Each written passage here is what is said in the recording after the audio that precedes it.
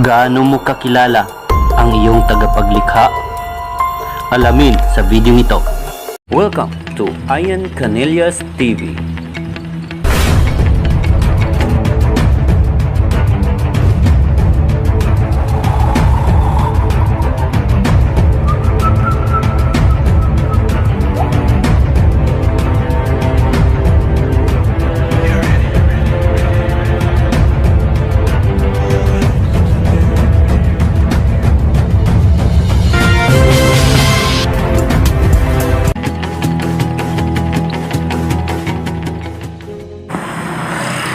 Hello, magandang araw po sa inyong lahat.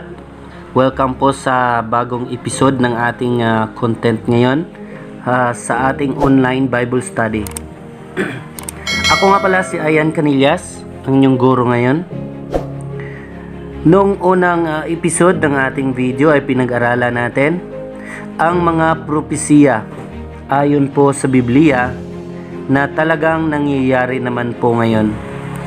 Tulad ng immoralidad, famine, earthquakes, crisis, witchcrafty, mga false Christ, at ang eroplanong pandigma, war and rumors, at ang sistema ng Antichrist na ito'y tinatawag na 666.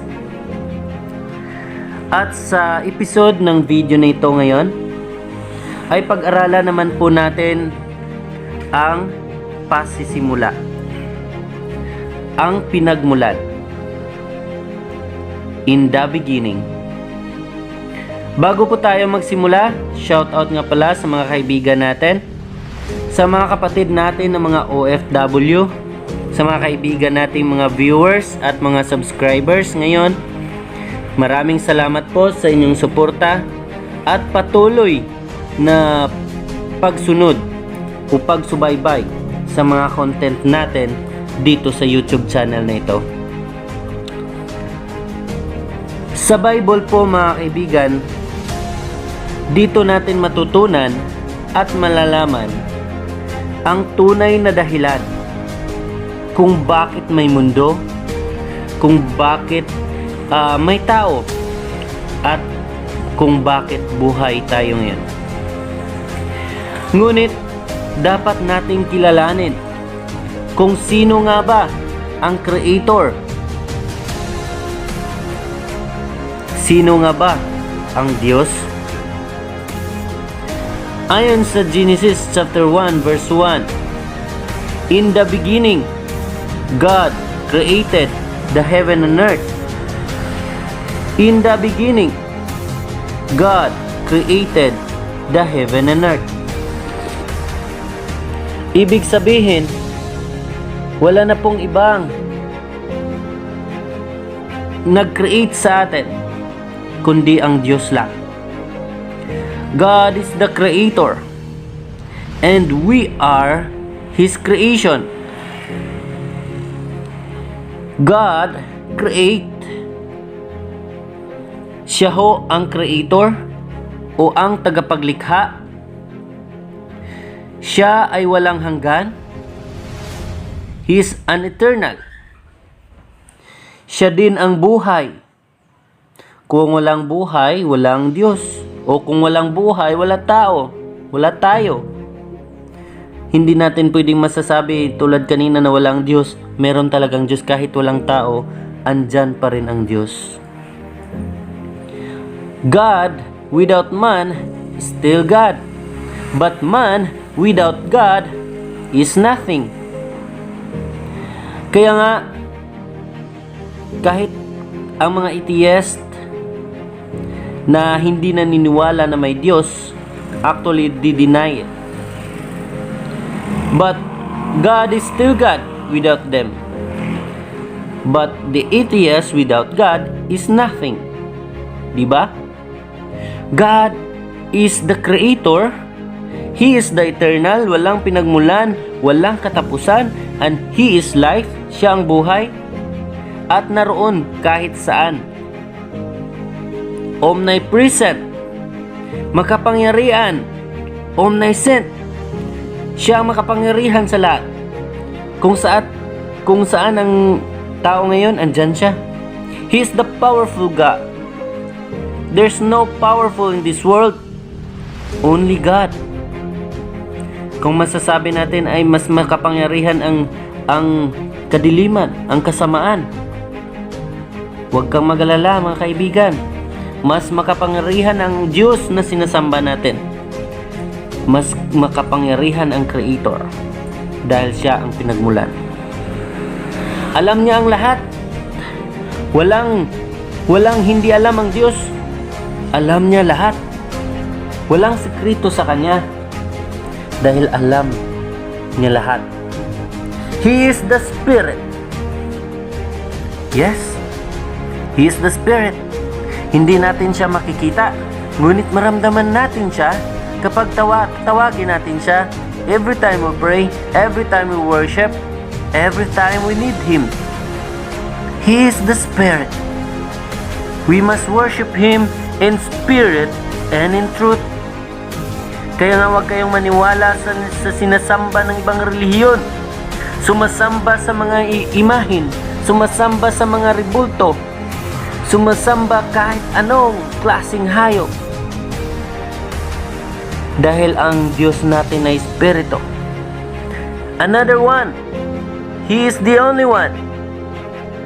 Nag-iisa.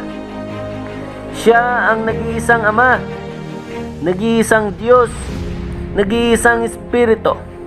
He is the only God.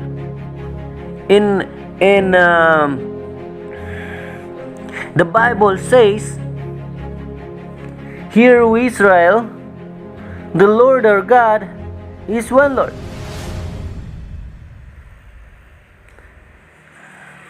God is one. And He is our Father. Siya ang ating Ama. Wala nang iba pa. Pag-usapan natin ang tinatawag na one. Bakit may mga relihiyon na nagsasabi na tatlo ang persona ng Diyos? Isang malaking kamalian yon mga kaibigan. Hindi po tatlong persona ang Diyos. Iisa lang siya. God is eternal. God is omnipresent. God is omniscient. He is powerful. He knows everything. God is sitting alone in the throne. Siya ay nag-iisa. Sabi na ng ibang relihiyon na Trinity. Trinity daw ang Diyos. Diyos Ama, Diyos Anak, at Diyos Espiritu. That is wrong. Malaking mali mga kaibigan. Sabi nga ng Diyos, walang akong ibang alam na katabi ko. Wala akong alam na meron pang Diyos maliban sa akin. There's no beside me. There's no before me. And there's no after me. Babasahin nga natin sa Isaias. Mababasa nyo dyan kung babasahin nyo buong libro. Kaya nga inaalok ko ang mga Trinitarian religion. Basahin yung buong Isaias. Kahit nasa John 1:1. In the beginning was the Word, and the Word was with God, and the Word was God. And John chapter 1 verse 14, and the Word become flesh. Sino yan? Sabi nga nila, ang flesh na yan ay si Jesus Christ. Yes, tama nga naman. Ang Word na yan. God with us. The Word is with us. God is with us. Meaning, ang Word na yun ay ang Diyos. Wala na pong ibang Diyos. Hindi separate ang Ama sa Anak. Hindi din separate ang Espiritu sa Anak at sa Diyos Ama. Dahil ang Diyos ay naging tao, that's why tinatawag siya na anak na nasa pangalan ni Jesus Christ dahil naging tao siya. Pero ang Diyos Ama na isang Espiritu ay naging laman at tinatawag ang kanyang pangalan na Jesus Christ. He is the Father, He is the Son, and He is the Holy Spirit. There is no other God beside Him. Ngayon, papaniwalain nyo kami na tatlo ang persona ng Diyos. Wala po tayong mababasa sa Biblia na there is three person. Yes, there is a three witness. Hindi yun ibig sabihin na person yun.